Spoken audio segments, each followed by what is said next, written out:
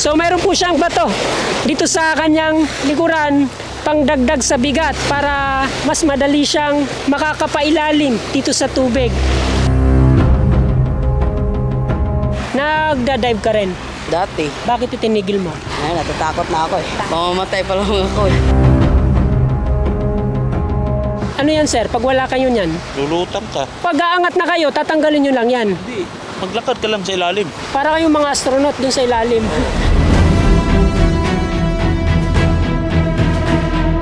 Mga ilang oras ka bang tumatagal sa ilalim ng tubig? 5 oras, 4 na oras. So yung mga buhangin na nanggagaling sa ilalim ng tubig dagat, saka naman nila binabanlas, tinatanggal yung mga nakahalong bato.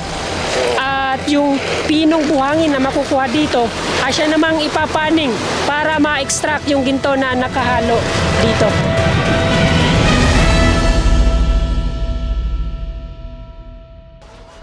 Grabe. Sobrang ganda dito. Ayan, so good morning mga ka-Sayaf TV, panibagong vlog, panibagong lugar na naman ang ating explore ngayong araw. So sa ngayon nga pala ay nandito po tayo sa bahaging ito ng Southern Leyte, kung saan mapapansin etong napakagandang mga baybayin. Ito po yung mga beaches na dinarayo, hindi lang ng mga taga rito sa probinsya ng Southern Leyte, kundi yung mga malalayong probinsya na mula dito sa bahaging ito ng Eastern Visayas. Yun. So dito, pansin po natin, mula doon sa kabila, sa Bitoon Beach, dito sa Paraiso Crescent, at doon sa Mulopulo Beach, yung mga ganitong buhangin. Tingnan nyo naman, malaburakay yung pino at maputing buhangin na bumabalot dito sa baybayin.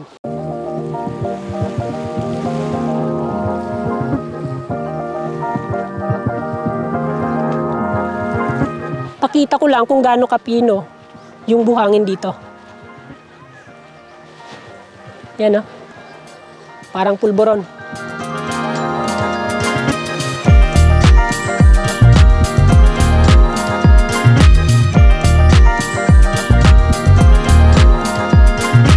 Mula dito sa bahaging ito ng Liloan, matatanong po natin yung bandang yan ng Panaon Island kung saan pupuntahan natin yung bayan na hindi pa gaanong na-explore o hindi gaanong naririnig ng ating mga kababayan na nag-i-exist pala dito sa bahaging ito ng Southern Leyte. Ngayon, alamin po natin kung kumusta na nga ba yung kalsada, kung passable na nga ba, at kung ano-ano yung mga makikita natin dito. Dahil nga sa hindi tayo sigurado sa kalsadang ating madadaanan, kaya yung gagamitin po nating sasakyan ay itong ating motor.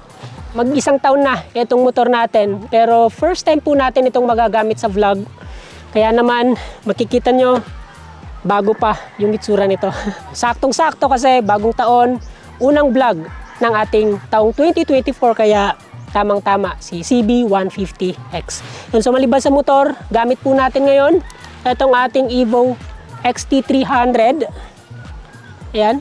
Bawat helmet may nakakabit na po na intercom galing kay Freedcon. Ayan.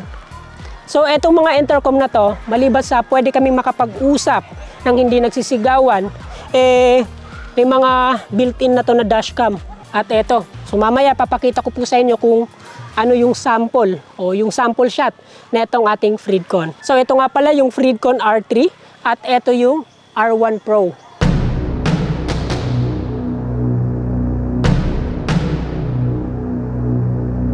Yan, so ito nga pala si Sir Eugene na taga rito sa Liloan, at siya po yung sasama sa atin papunta doon sa bayan na ating destinasyon ngayong araw. Sobrang init, sir. Tara, pisa na kagad natin ang ating biyahe. Let's go.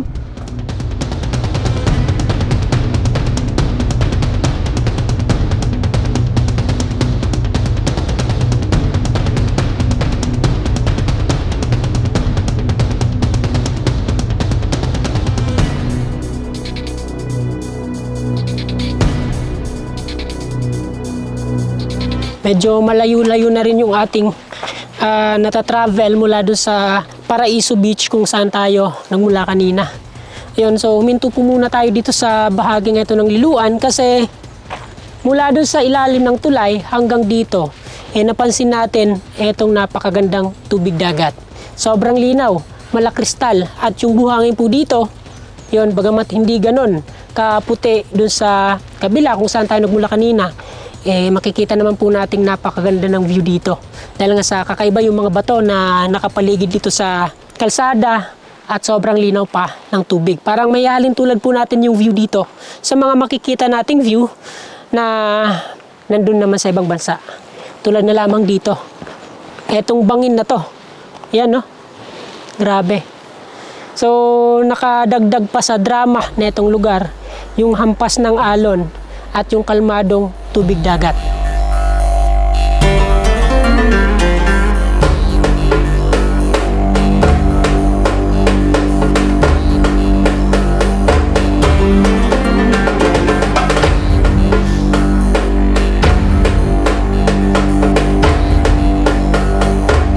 Gamit po pala nating camera na nandito sa ating helmet ay etong ating Freedcon.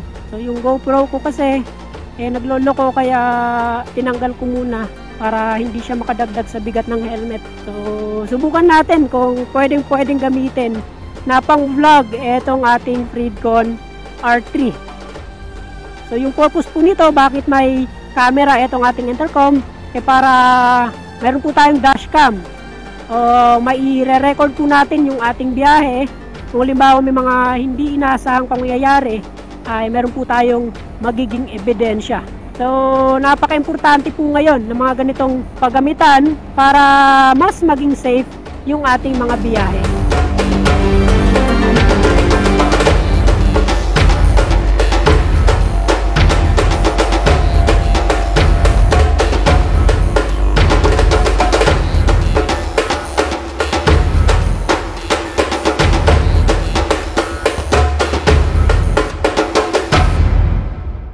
Ayan, so matapos ang megit sa 30 minutes na travel mula doon sa sentro netong Liloan, ay narating po natin itong bahaging ito ng San Ricardo kung saan makikita itong ginagawang viaduct. So mula San Ricardo papunta dito ay abutin lamang ng megit 15 minutes bago marating itong lugar. At mula dito ay nasa megit 30 minutes naman papunta sa Liloan. So mababawasan pa yung travel time na yan habang mas gumaganda yung mga kalsada papunta dito. Sa ngayon kasi ay ongoing pa yung pag-sesemento, pagsasaayos sa mga kalsada na nandito sa side na to ng Panaon Island, kaya medyo mabagal yung ating biyahe papunta dito.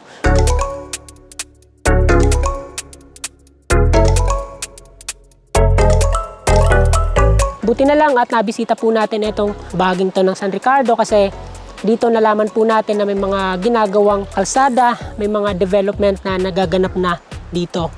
Malaking bagay kasi dati daw, nung wala pang daanan itong lugar, mararating lamang natin itong mga barangay na nandito sa east side netong Panaon Island sa pamamagitan ng mga bangka. So ngayon, dahil nga sa unti-unti nang nabubuksan yung mga kalsada papunta dito, kaya mas madali nang napupuntahan itong lugar sa pamamagitan ng motor, bukyo at marami pang mga sasakyan.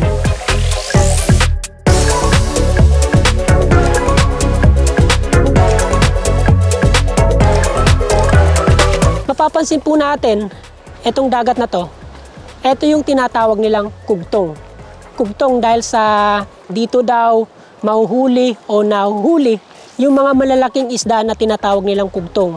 Yun po yung parang lapu-lapu din, pero umaabot daw ng mahigit 100 kilos yung bigat na itong mga isdang to. Maliban dito sa dagat na tinatawag nilang kugtong, matatanaw din po natin yung Mount Kabalian. Yun, no? At dito naman sa kabila, matatanaw na rin po natin yung mga isla na sakop ng Dinagat Islands. So medyo malapit itong bahaging ito ng Mindanao at saka Southern Leyte, kaya meron na pong mga biyahe ng Roro na nagko-connecta dito sa mga nabanggit nating lugar. So sa susunod na mga araw ay susubukan po nating tawirin etong dagat na to sa pamamagitan ng Roro. So pupuntahan po natin yung Dinagat Islands at yun naman po yung i-explore natin.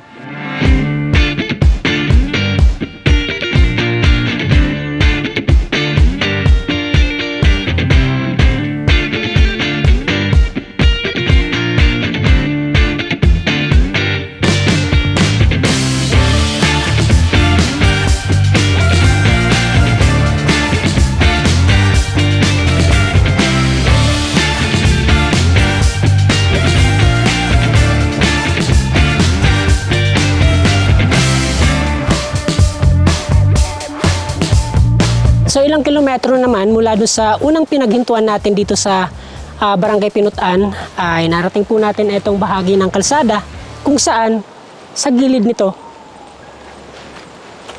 meron isang abandonadong tunnel. Yan o. Tulad doon sa mga napuntahan nating tunnel sa Surigao City, sa Davao de Oro, ganito din yung mga itsura ng tunnel dito.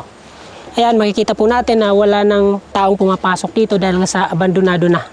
At karamihan sa mga nagmimina dito ay lumipat na dito sa dagat. At yun yung sisilipin natin dito sa baba. Tara sir, let's go. Sir, punta muna kami. Ayan. Medyo matarik yung kailangan nating daanan.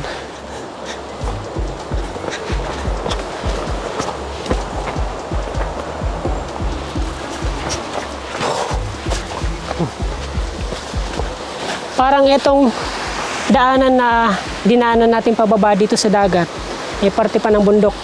Kaya karamihan sa mga bato na nalalaglag o nandito sa gilid ng dagat ay yung mga batong galing mismo sa ilalim ng bundok. Yun o, tulad nito. Ito yung parang tinatawag nilang bina. Yun o. At ito yung rason kung bakit marami yung mga nagmimina dito sa bahaging ito ng dagat. So tulad dun sa unahan, marami din yung mga host na makikita natin dito. Yan o. Papunta yan sa ilalim ng dagat. Mas marami yung nagbabanlas dito kumpara dun sa unahan.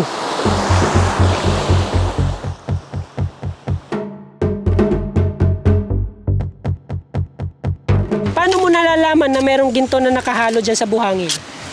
Ano, yung margaha. Yung itim na buhangin, yun yung tinatawag niyong margaha. Opo.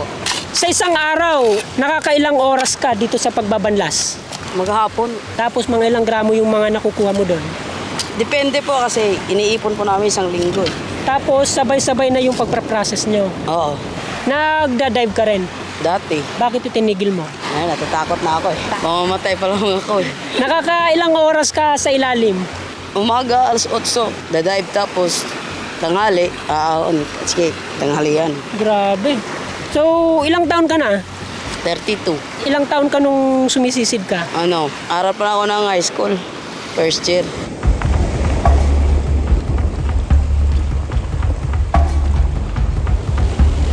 Tulad sa mga buhangin na nakuha sa ilalim ng tubig dagat, iipunin siya dito sa kanilang tinatawag na banlasan at bubuhusan ng tubig para yung mga ibang bagay na nakahalo dito sa buhangin ay kusang malalaglag dito. At yung matitira dito sa mga telang to, ayan, ay yung mga pinong buhangin at yung mga butil ng ginto na posibleng nakahalo dito.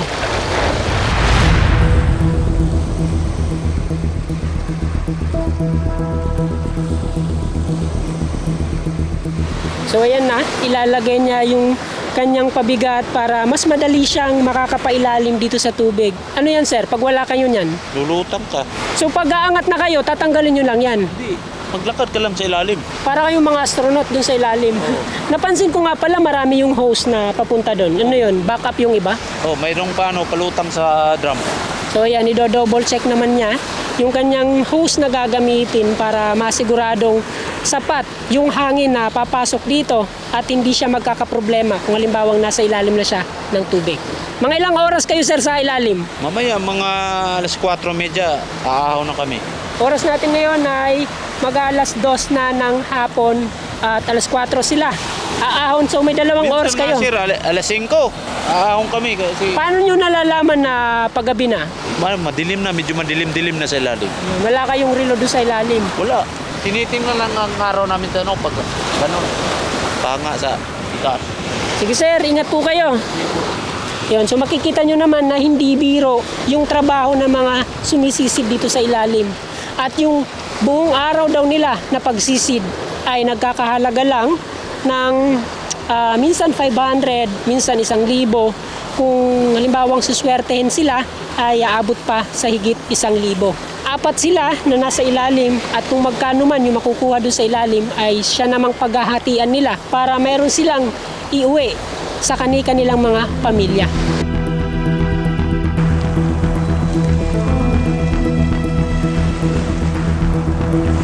Ayan, so eto si sir, kagagaling lang po niya sa ilalim ng tubig, katatapos lang po niyang sumisid at eto yung dala niyang buhangin. Ayan. Hindi ba sir mabigat yung buhangin na galing sa ilalim ng tubig? Hindi mabigat. Pag dito lang pag-ahon. Mga ilang oras ka bang tumatagal sa ilalim ng tubig? 5 oras, 4 na oras. Grabe. So yung mga buhangin na nanggagaling sa ilalim ng tubig dagat ay saka naman nila binabanlas, tinatanggal yung mga nakahalong bato. At yung pinong buhangin na makukuha dito ay siya namang ipapaning para ma-extract yung ginto na nakahalo dito.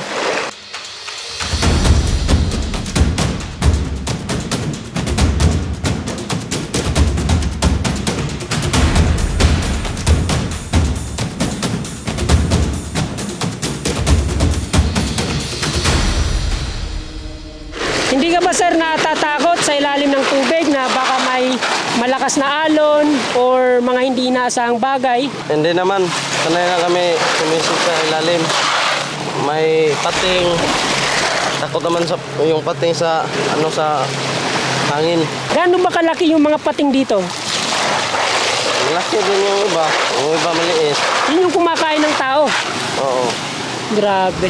So bukod sa delikado, dahil nga sa posible silang maubusan ng hangin, meron ding mga pating dito sa bandang to ng dagat. At yun yung isa sa mga iniiwasan o binabantay nila na hindi makalapit yung pating dito sa mga sumisisid sa ilalim ng dagat. Yan. Yan na po si sir. At naghahanda na po siyang sumisid.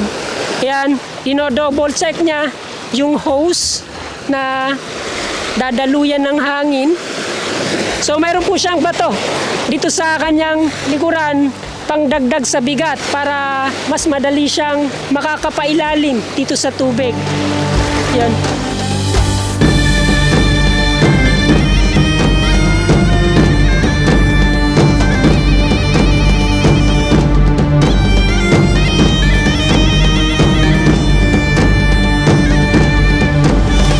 Yan, so nakita nyo naman kung gaano kadelikado yung ginagawa nilang trabaho dito sa bahaging ito ng dagat.